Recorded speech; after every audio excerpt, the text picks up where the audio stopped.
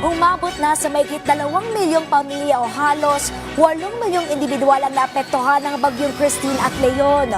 Tuloy-tuloy naman ang paghatid ng tulong ng pamahalaan na nakapagpamahagi na ng higit 1 bilyong pisong halaga ng tulong. Yan ang sentro ng balita ni Bien Manalo. Kasunod ng pananalasa ng Bagyong Christine at Bagyong Leon noong nakaraang linggo, partikular na sa Calabarzon, Bicol Region at Extreme Northern Luzon, maraming infrastruktura at kabuhayan ang nasira at maraming buhay din ang nawala. Sa tala ng National Disaster Risk Reduction and Management Council o NDRRMC, pumalo na sa mahigit 2 milyong pamilya o katumbas ng mahigit 8 milyong individual ang lubhang naapektuhan ng bagyo. 150 individual ang naiulat na nasawi. Higit 130 ang lubhang nasugatan, habang 20 pa ang nawawala. Mahigit 200 bayan at munisipalidad sa bansa ang isinailalim sa state of calamity. Mahigit 30 ang naitalang pagguho ng lupa.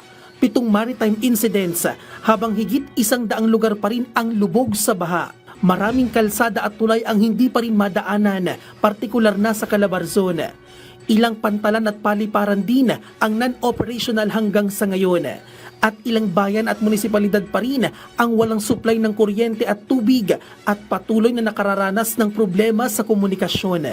Pero bago pa man humagupit ang Bagyong Christine at Bagyong Leon, mahigit 40,000 pamilya o katumbas ng mahigit 160,000 individual ang nauna ng inilikas. Sumipa na sa mahigit 5 bilyong piso ang pinsala sa sektor ng agrikultura, habang mahigit 7 bilyong piso naman sa sektor ng infrastruktura at halos 200,000 bahay ang napinsala. Aabot naman sa mahigit 1 bilyong pisong halaga ng food and non-food items ang naihatid na ng Department of Social Welfare and Development o DSWD, Office of Civil Defense, mga lokal na pamahalaan at mga NGO.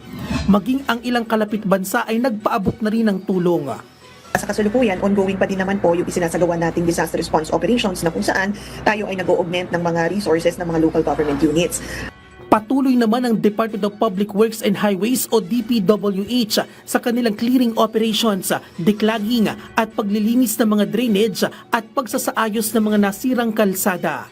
Puspusan din ang paghahatid ng ayuda ng pamahalaan, partikular na sa Bicol at Calabarzon. Bien Manalo para sa Pambansang TV sa Bagong Pilipinas.